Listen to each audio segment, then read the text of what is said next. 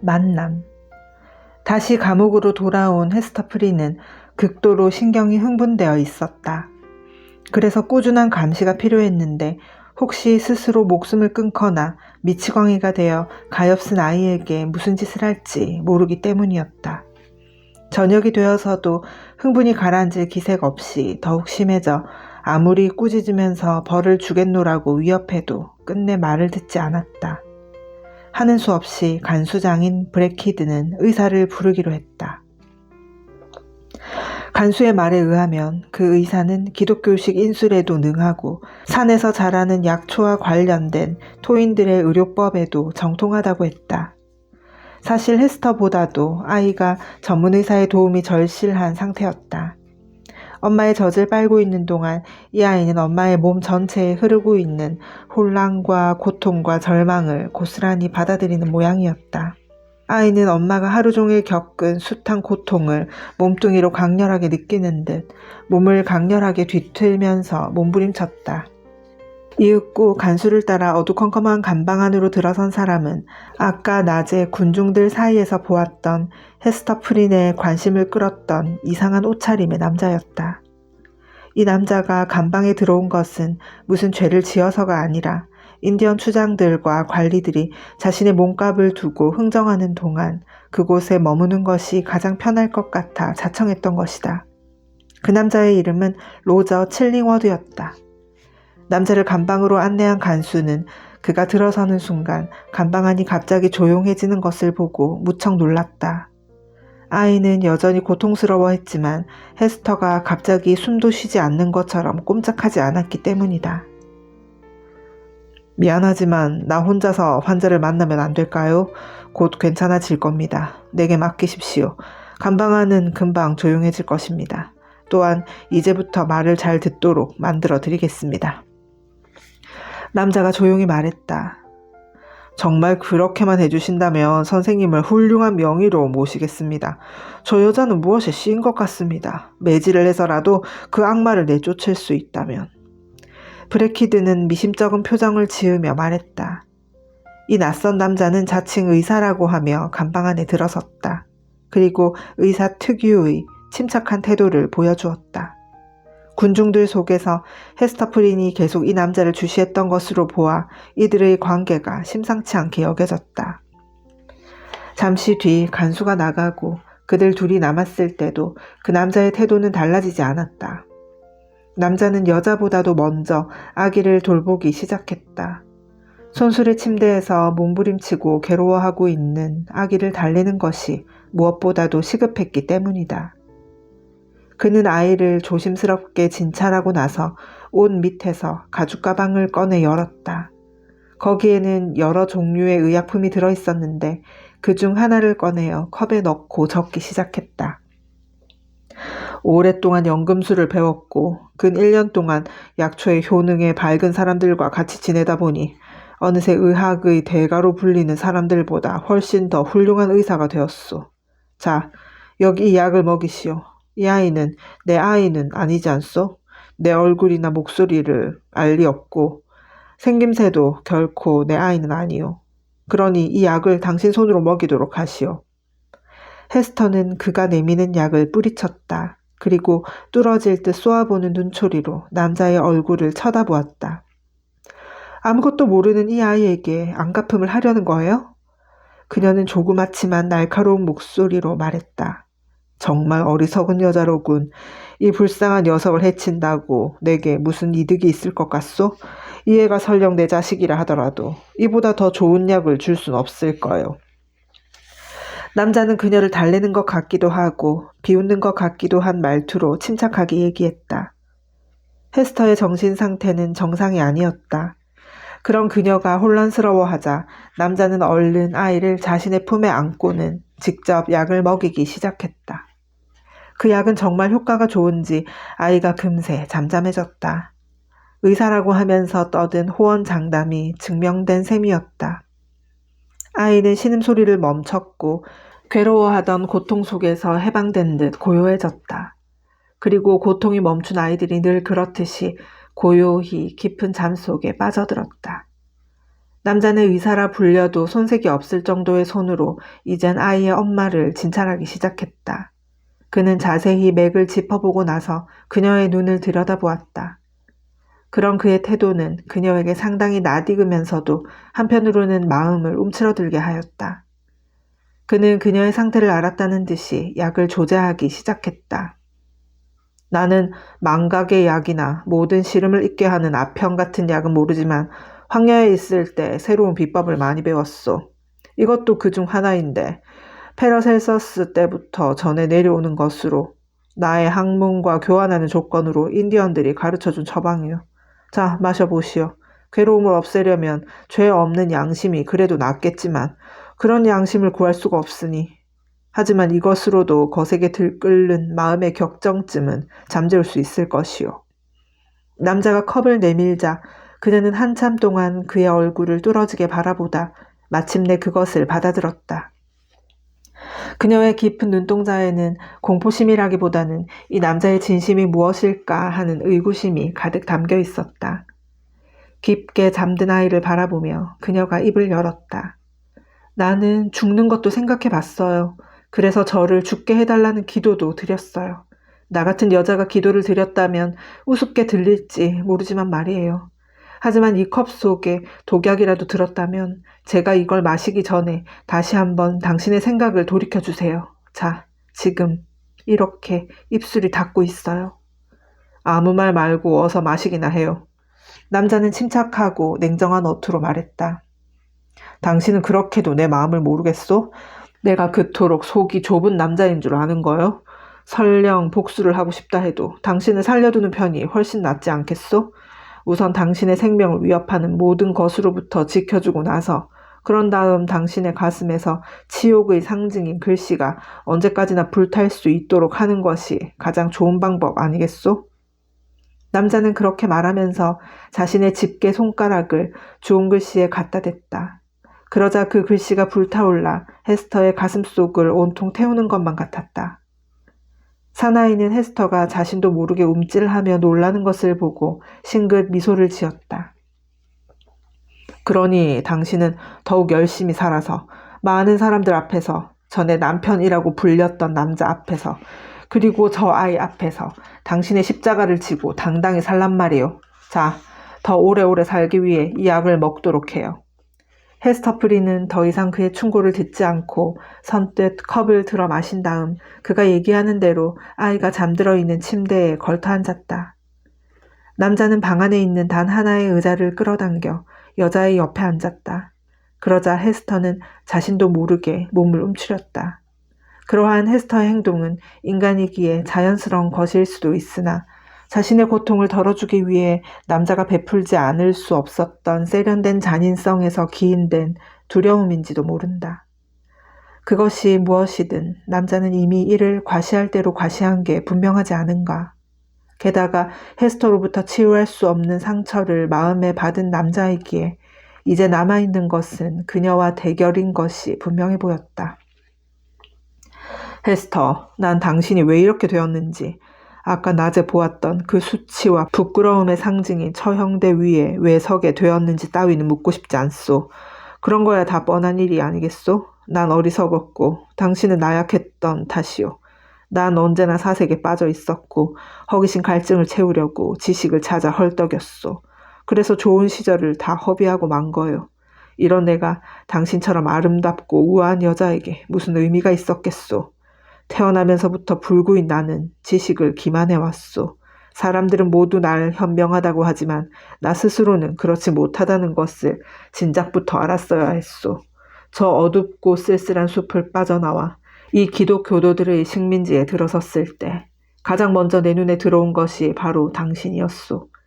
당신이 군중들 앞에서 그렇게 치욕을 당하고 서 있다는 것을 미리 짐작이라도 했어야 했는데 그러질 못했소. 아니, 우리들이 서로 하나로 맺어져서 부부가 되어 어깨를 나란히 하고 그 교회당의 층계를 밟고 내려오는 순간 벌써 우리의 앞, 저 끝에서 불타고 있는 주홍 글씨를 분명히 보았어야 했다는 말이오.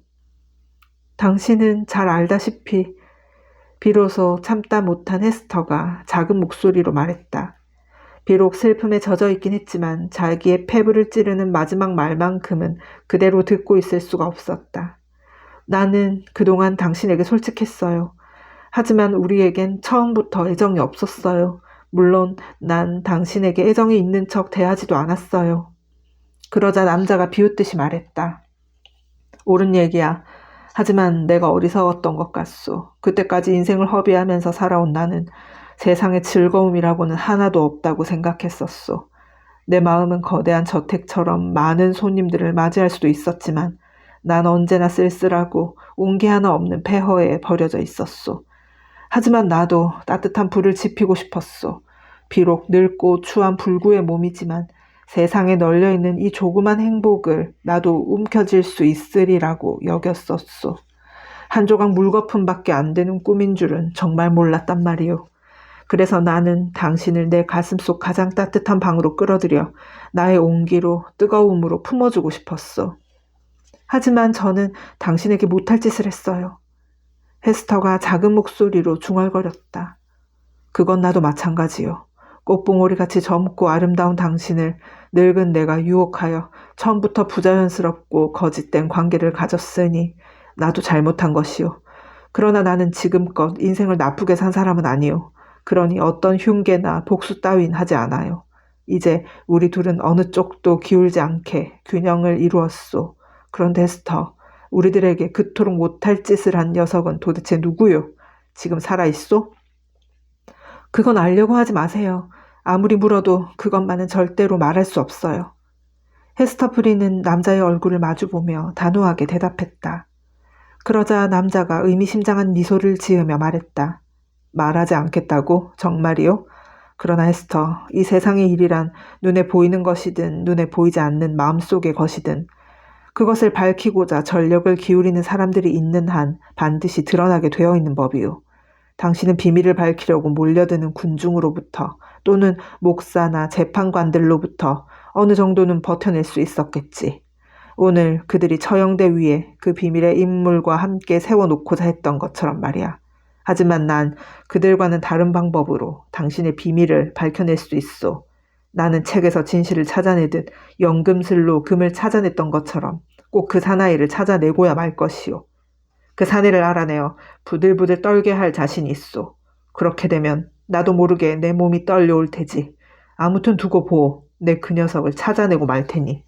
그의 눈이 갑자기 이글거리며 타오르자 헤스터 프리는 당장이라도 그가 자기의 마음을 알아차릴까봐 너무나 두려운 나머지 얼른 두 손으로 가슴을 가렸다. 당신은 그 사내의 이름을 끝까지 말하지 않을 거요? 하지만 상관없소. 어차피 그는 머지않아 내 밥이 될 것이오. 남자는 너무나 자신만만한 어투로 말을 계속 이어나갔다. 그는 당신처럼 가슴에 글씨를 달고 다니진 않겠지만 나는 그를 발견할 수 있어. 그놈의 가슴에 새겨진 글씨를 꼭 보고야 말 것이오. 하지만 그를 위한 걱정 따윈 하지 마오. 하느님이 내리시는 형벌을 내가 방해한다든가 나에게 해가 되는 줄 알면서 그의 이름을 밝혀내어 어떤 법률에 적용시키진 않을 것이오. 또한 그의 생명을 해치는 어떤 나쁜 일도 저지르지 않을 것이오. 난 손해나는 일은 절대 하지 않으니까. 혹시 그가 지체 높은 인간이라 해도 그의 명예를 실추시키는 일은 하지 않을 것이오. 그를 살려두는 편이 낫겠지. 명예의 안락함 속에 그냥 숨어 살 수 있다면. 어쨌든 그는 내 손 안에 있을 테니까. 그동안 내 아내였던 당신과 한 가지 약속할 것이 있소. 당신이 사랑하는 그와 비밀을 지키듯이 내 비밀도 지켜주시오. 여기선 나를 아는 사람이 아무도 없소. 그러니 누구에게도 내가 전 남편이었다고 말하지 마시오. 나는 이 도시 어느 한 모퉁이에 발을 붙이고 살겠소. 다른 어딜 가도 방랑객 신세라서 고립된 인간에 불과할 테니까.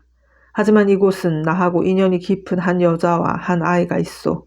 그 관계가 사랑이든 미움이든 또는 옳은 것이든 그른 것이든 간에 내게는 문제가 되지 않소. 헤스터 프린, 당신은 물론이고 당신이 아끼는 그 사람 또한 내 것이요. 내가 있는 곳은 바로 당신이 있는 곳이고 또 그가 있는 곳이기도 하오. 그러니 나와의 약속을 꼭 지켜주기 바라오. 그녀는 그것이 무엇인지 확실하게 알 수는 없었지만 그가 하는 약속들이 두렵기만 했다. 당신은 무엇 때문에 그러길 바라세요? 왜 자신의 정체를 밝히지 않고 또 나를 당장 버리지도 않는 거죠? 그건 배신당한 남편에게 따라붙는 불명예가 싫어서일 거예요. 아니면 또 다른 이유가 있을지도 모르지. 아무튼 나는 남에게 알려지지 않고 살기를 바라는 사람이요. 그러니 사람들에게는 당신의 남편은 이미 저 세상에 가버려 아무런 소식조차 없는 사람이라고 말하면 돼요. 말이나 태도나 표정으로도 날 아는 체 하지 마시오. 특히 그자에게 비밀이 누설되지 않도록 조심하도록 하오. 만약 그렇게 하지 않으면 가만히 있지 않을 거요. 그의 명성이나 지위, 목숨 모두가 내 손안에 있다는 것을 잊지 마시오.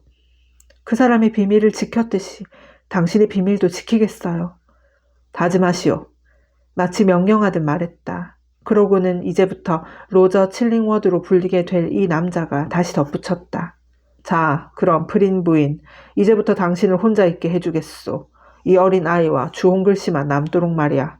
아참, 당신에 대한 판결은 잠자는 동안에도 그 글씨를 달게 되어 있는 거요?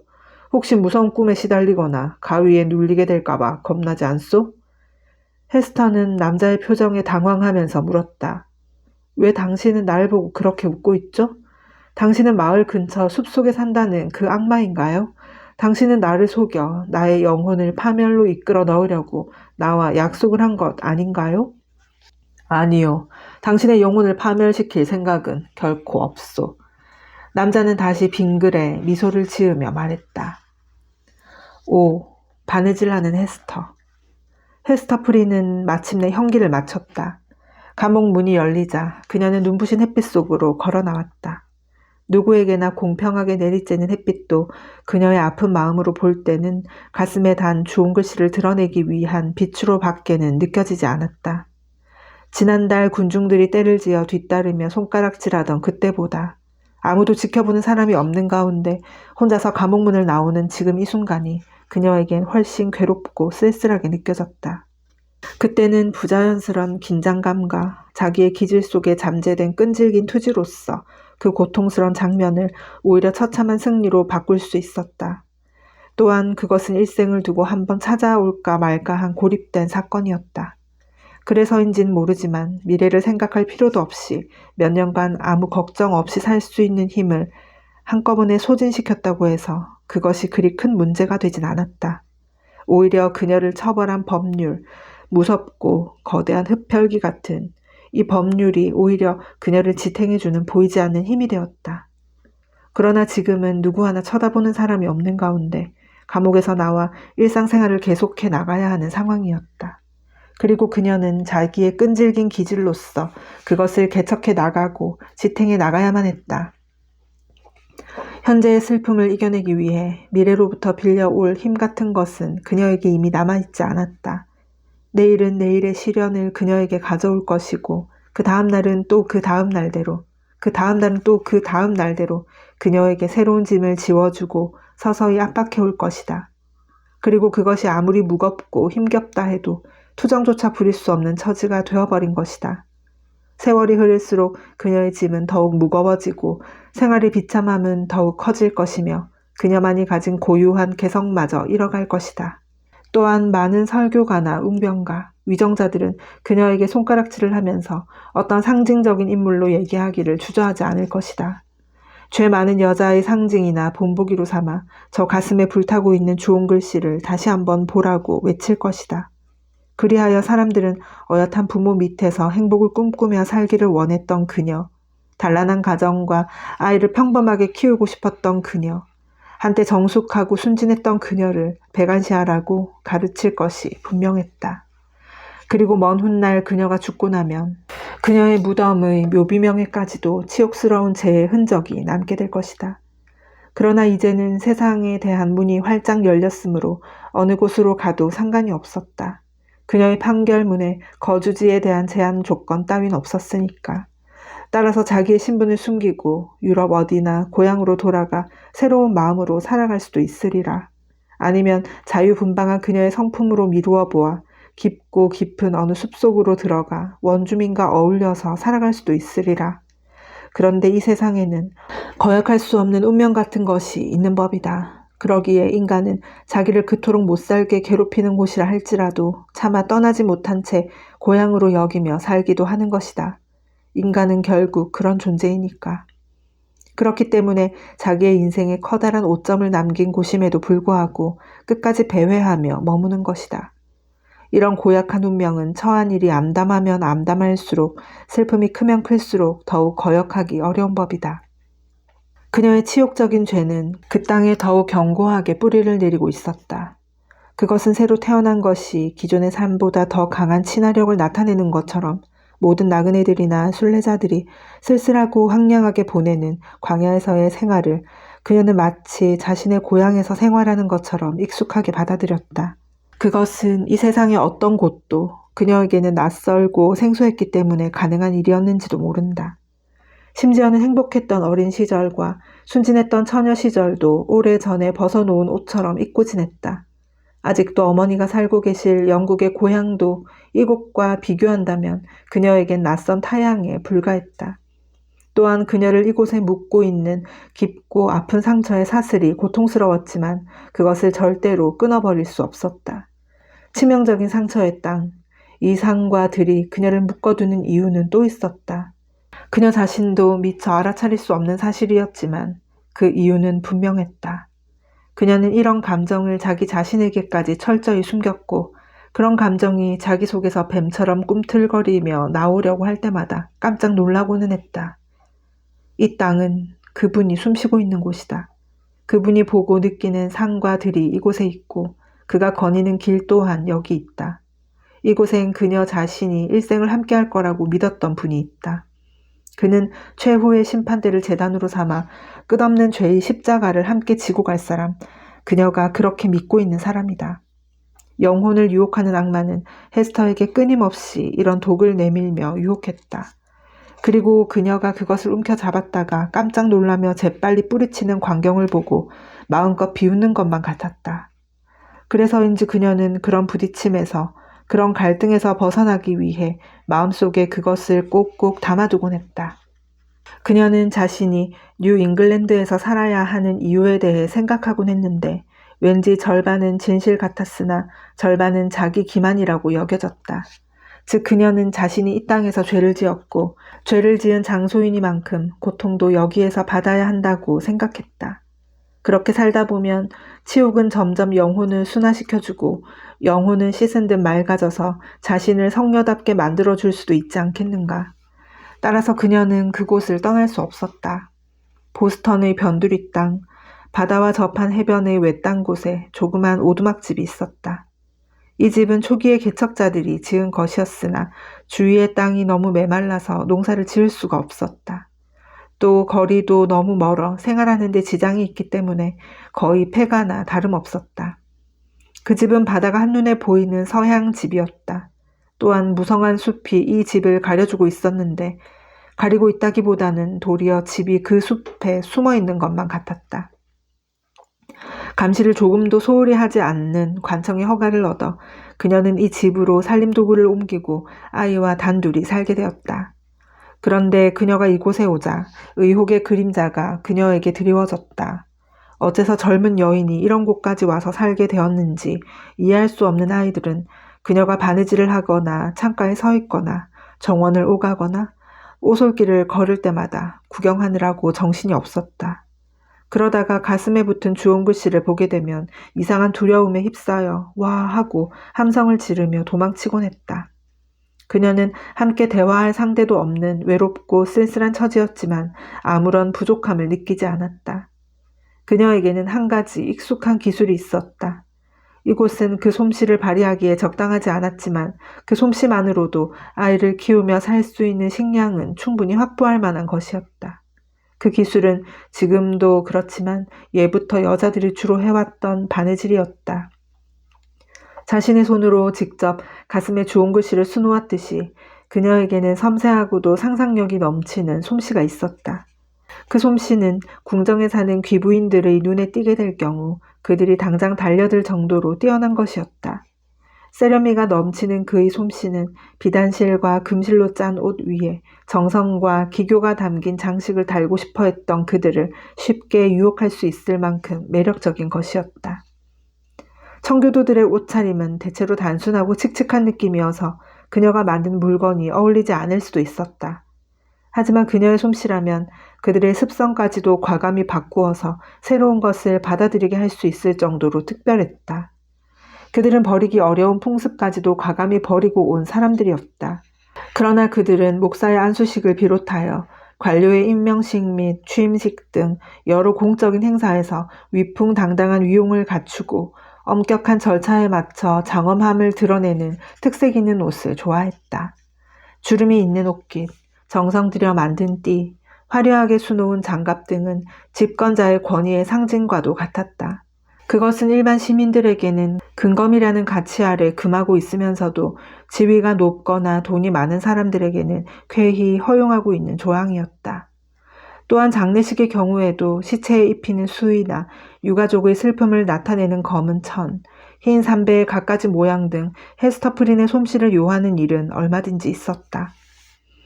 당신은 아이들도 예복을 입었기 때문에 그것 또한 수입원이 될 수 있었다. 이렇게 해서 그녀의 손을 거친 물건들은 점점 유행의 물결을 타게 되었다. 그것은 그녀의 처지를 이해하는 사람들의 동정심의 발로였는지 또는 허영심 많은 사람들이 하찮은 물건에도 병적으로 보이는 호기심에서였는지 아니면 이상한 사정으로 남이 가질 수 없는 것을 갑자기 갖게 되는 행운 때문에서인지 사람들의 채울 수 없는 마음의 공허함을 그녀가 메워 주어서인지는 몰라도 헤스터프린에게는 하루에 몇 시간이고 바느질에 열중할 수 있는 일거리가 언제나 주어졌고 그것만으로도 충분한 수입이 되어주었다. 어쩌면 허영심 있는 사람이 호화롭고 장엄한 의식을 위해 죄 많은 손이 만든 옷을 입음으로 해서 자신의 허영심에 대한 죄를 상쇄시키려고 했는지도 모른다.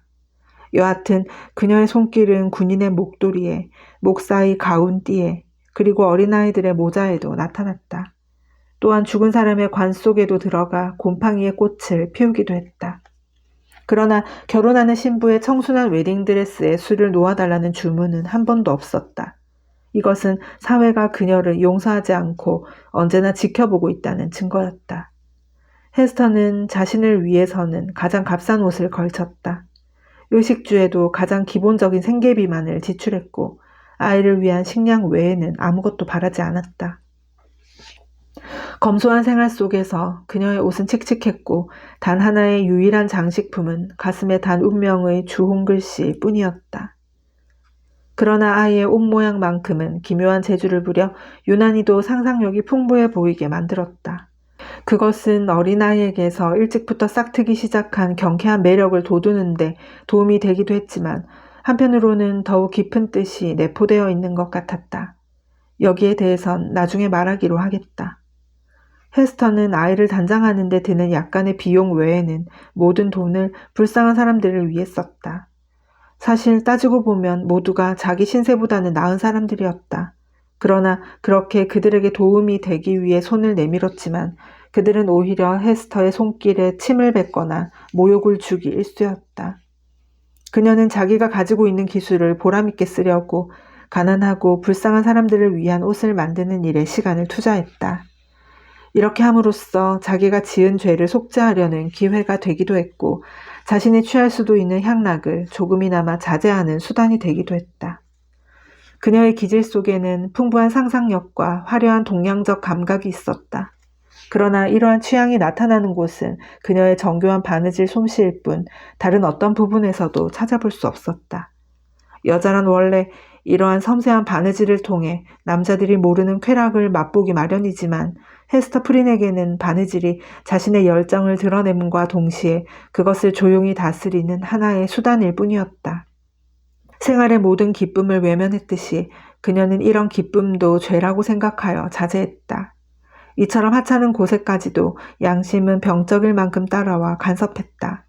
그것은 자신의 삶이 진실한 것이 아니라 위선과 의심으로 가득 찬 뭔가 근본적으로 잘못되었음을 말해주는 것 같았다. 아무튼 그녀는 이 세상에서 자기가 할 일을 찾게 되었고 그 일의 성취감도 맛보고 있었다. 세상은 그녀의 가슴에 카인보다도 더 견디기 어려운 낙인을 찍긴 했지만 타고난 강한 기질과 포용력을 가진 그녀를 떨어버리진 못했다.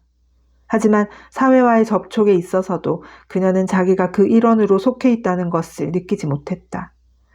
그녀가 접촉하는 사람들의 말씨나 태도, 침묵조차도 그녀가 이 세상에서 쫓겨난 사람이어서 마치 딴 세상에 살고 있다는 것을 공공연히 드러내거나 암시하는 경우가 적지 않았기 때문이다. 마치 다른 세계에서 온 것처럼 아무런 인간관계가 없는 그녀는 고독했다. 실제로는 바로 옆에 존재하고 있는데도 그녀는 인간 사회에서 멀리 떨어진 것처럼 보였다. 이것은 따뜻한 난로가에 보이지 않는 영혼이 찾아왔는데 사람들의 눈에 띄지도 않고 만져지지도 않는 그런 것과 같았다. 함께 웃거나 우는 일조차도 하지 못하고 가정적인 희로애락에 참여할 수도 없었다. 그래 보았자 노여움과 공포심, 혐오감만 불러일으키는 꼴이 되기 때문이다. 세상 사람들의 마음속에는 그녀가 노여움, 공포심, 혐오감의 이미지로만 자리 잡혀 있었다. 그 위에 조소와 경멸을 더한. 당신은 인정이 풍부한 시대는 아니었다. 그녀는 자신에 대한 위치나 처지를 잘 알고 있었지만 사람들이 그것을 건드리고 사정없이 짓밟을 때는 처음으로 그러한 고통을 느끼는 것처럼 안절부절 못했다. 앞에서도 말했듯이 처지가 불쌍한 사람들을 찾아가 도움을 주려는 곳에서도 그녀에게 욕을 하고 침을 뱉는 사람들이 있었다. 어쩌다 상류층의 집에 불가피한 일로 가게 되는 경우에도 그들은 어김없이 이 여인의 가슴에 새로운 못을 박았다. 이렇게 여자들이란 하찮은 일에도 찬물을 끼얹거나 사람을 해치는 독을 만들어내는 기묘한 재주를 가지고 있었다. 그들은 때때로 악의에 찬 감정을 노골적으로 드러내기도 하고 어떤 때는 아무런 방비도 없는 가운데 느닷없이 가슴에 비수를 꽂기도 했다. 헤스터는 많은 날들을 지나오는 동안 자신을 잘 단련시켜 왔으므로 그러한 공격이 쏟아질 때 아무런 대꾸도 하지 않았다. 다만 억제할 수 없는 혈기가 창백한 두 뺨을 붉게 물들였다가 금세 가슴 깊숙이 가라앉혀지곤 했다. 이렇게 참고 또 참는 그녀의 태도는 흡사 순교자의 그것과 같았으나 그들을 위해 기도하지 않았다. 왜냐하면 용서하고 싶은 마음은 많았으나 아무리 자제한다 해도 그들을 저주하는 말이 튀어나오면 어쩌나 하는 생각 때문이었다. 그녀는 여러 가지 형태의 고통과 고뇌 속에 빠져 있었다. 그것은 재판의 판결이 언제까지나 계속되도록 교묘하게 이루어졌기 때문에 겪는 고통이었다. 길을 가다가도 목사는 그녀와 마주치면 발을 멈추고 훈계를 했다. 그러면 구경꾼이 모여들고 이 불쌍한 죄인 앞에서 서로 비웃고 얼굴을 찡그리곤 했다. 주일날 온 세상 사람의 아버지인 하느님의 자비와 사랑을 맛보려고 교회에 가면 그녀가 그날 설교의 예화로서 등장하는 일도 종종 있었다. 헤스터는 이제 아이들을 무서워하기 시작했다. 이 외로운 여자가 아이 하나만을 데리고 거리를 걸어가는 모습이 눈에 띄면 아이들은 그들의 부모로부터 배워서인지 막연히 두려워하면서 놀려대곤 했다. 그래서 그녀가 펄을 데리고 아이들을 지나치면 그들은 깜짝 놀라면서도 소리를 지르며 쫓아오곤 했다. 아이들이 아우성치는 말에 별다른 뜻은 없었으나 그들이 무심코 던지는 말들이 그녀를 더욱 힘들게 했다. 이런 이야기를 듣다 보면 온 세상 사람 누구 하나 그녀의 이야기를 모르는 사람이 없을 것 같았다. 나뭇잎이 저희들끼리 그녀의 불륜을 속삭이고 여름철에 뜨거운 바람이 그 이야기를 중얼거리고 겨울철에 찬바람이 그것을 외쳤다 하더라도 그녀에게 이만큼의 고통은 주지 않았을 것이다. 특히 그녀는 처음 보는 사람에게서 더욱 고통을 느꼈다. 그들은 호기심 어린 표정으로 그녀의 가슴에 쓰인 주홍 글씨를 들여다보았다. 그냥 지나치는 사람이 한 사람도 없을 정도였다. 그러면 다시 한번 그 낙인이 마음속 깊숙이 박히는 것 같았다. 그럴 때는 가슴의 글씨를 손으로 가리고 싶은 충동도 일어났지만 그녀는 언제나 꾹꾹 눌러 참곤 했다. 한편 낯익은 사람들도 괴로움을 주었는데 평소에 잘 알고 있던 사람들마저 쌀쌀한 표정을 지을 때는 정말로 견딜 수가 없었다. 그런 불쾌한 시선이 집중될 때마다 그녀는 쓰라린 고통 속에서 헤어나올 수가 없었다. 이상하게도 가슴에 글씨가 붙은 부분은 둔감해지지 않고 날이 갈수록 오히려 예민해져서 고통이 가중되었다. 그러나 어쩌다 며칠에 한 번, 아니 몇 달에 한 번 정도는 진실한 인간적 시선이 수치의 낙인에 머무르는 경우가 있어 위로와 안위를 느끼기도 했다. 그러면 얼마간 고통이 덜어지는 듯 했다. 그러나 그것도 한순간이었고 그 다음에는 더욱 심한 고통이 닥쳐왔다. 왜냐하면 그 짧은 순간에 그녀는 또 한 번 죄를 짓기 때문이었다. 그러나 그 죄를 그녀 혼자 지은 것일까? 그녀는 생활의 고통과 고독으로 인해 약간 부자연스러운 상상력을 갖게 되었다. 만약 정신적으로나 도덕적으로 나약한 기질을 가졌었다면 더욱 더 악화되었을지도 모른다. 단세포적인 관계로 맺어져 있는 그녀만의 이 좁은 세상을 이리저리 거닐다 보면 그녀의 머릿속엔 이 주홍 글씨가 새로운 세계로 갈 수 있는 감각을 불러일으키곤 했다. 그것은 공상에 불과했지만 상당한 힘을 내포하고 있었다. 이 감각은 자신이 타인의 내밀한 마음속을 들여다볼 수 있는 힘을 가졌다고 믿는 것이었지만 헤스터는 그때마다 두려움을 느꼈다. 하지만 믿지 않을 수가 없었다. 이러한 힘이 무엇일까? 그것이 악마의 기괴한 속삭임은 아닐까? 악마는 아직은 절반밖에 굽히지 않았으나 허우적거리는 여인에게 표면상으로 순결을 표방하는 것은 거짓이라고 속삭였다. 그러면서 진실이 꼭 드러나야만 한다면 주홍 글씨를 헤스터 프린의 가슴에만 붙일 것이 아니라 모든 사람의 가슴에 붙여야 할 것이 아니냐고 설복시키려 들었다. 희미하면서도 뚜렷한 이 암시를 진실이라고 받아들여야 할 것인가? 지금까지 그녀가 겪은 경험 중에 이런 의식만큼 두렵고 지긋지긋한 것은 없었다. 더구나 아무 때나 어느 곳에서나 불쑥불쑥 찾아오는 이런 공상 때문에 더욱 놀랍고 당황스러울 뿐이었다. 특히 모든 사람에게 신앙과 경건으로 절대적 귀감이 되는 훌륭한 목사의 옆을 지날 때면 가슴에 달고 있는 치욕의 표시가 어떤 것에 공감이라도 한 듯 들먹거리며 통증을 유발시켰다. 이 근처에 어떤 죄악이 있나 싶어 그녀가 눈을 들어보면 점잖은 성인 군자의 모습 외에는 아무도 눈에 띄지 않았다. 또 많은 사람들의 얘기에 의하면 태어나면서부터 차가운 눈을 마음속에 간직했었다는 나이 지긋한 부인이 있었다. 그런데 그 부인이 경건을 가장한 그 얼굴을 찌푸릴 때면 이상하게도 그 부인과 자기가 별로 다를 바가 없다는 야릇한 생각이 집요하게 고개를 들곤 했다. 그 부인의 가슴에 있는 햇빛을 보지 못한 차가운 눈과 헤스터 프린의 가슴에서 불타고 있는 치욕의 주홍 글씨, 이 둘 사이의 공통점은 무엇인가? 그럴 때면 이런 소리가 들리는 것 같았다. 자, 보아라, 헤스터. 여기 너의 동료가 있다. 이 소리에 놀라 순간 눈을 들어보면 주홍 글씨를 곁눈질로 본 것 때문에 자기의 순결이 더러워지기라도 한 것처럼 황급히 외면하는 젊은 여자의 시선이 그곳에 있곤 했다. 아, 악마여. 숙명처럼 부적을 가슴에 안고 마술을 부리는 악마여. 그대는 이 불쌍하고 타락한 죄인이 존경할 만한 사람을 남녀노소 중에서 한 사람도 남겨줄 수 없는가? 이처럼 믿음을 상실한다는 것이야말로 죄악이 가져다주는 가장 큰 슬픔인 것이다. 그럼에도 불구하고 헤스터 프린은 아직도 아무도 자기와 같은 죄를 지은 사람은 없다고 믿으려 했다. 이것이야말로 자신의 연약함과 인간의 엄한 법률의 희생물이 된 이 가엾은 여인이 아직도 완전히 부패하지 않았음을 증명하는 것이리라. 사람들이 어두운 시대를 살 때는 상상력을 유발시키는 일에 기괴한 공포심을 나타내는 습성이 있다. 이 주홍 글씨에 대해서도 현대인이라면 무시무시한 한 토막의 전설처럼 꾸며낼 수도 있을 것이다. 그들은 이 주홍색이 단순히 세상의 물감통에서 물들여진 붉은 빛이 아니라 지옥의 업화로 빨갛게 타오르는 것이기 때문에 헤스터 프린이 걸어 다니는 곳은 아무리 어두운 밤일지라도 이글이글 타는 화염이 보인다고 할 수도 있을 것이다.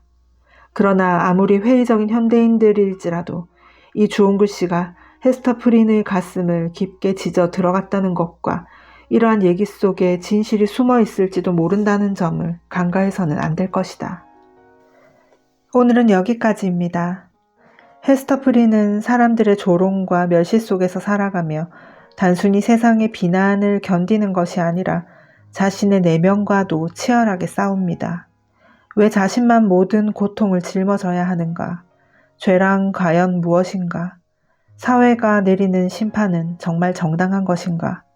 그리고 지금 자신을 손가락질하는 사람들은 과연 그렇게 깨끗한 사람들인가? 헤스터는 이런 질문들을 끊임없이 되새기며 괴로워합니다.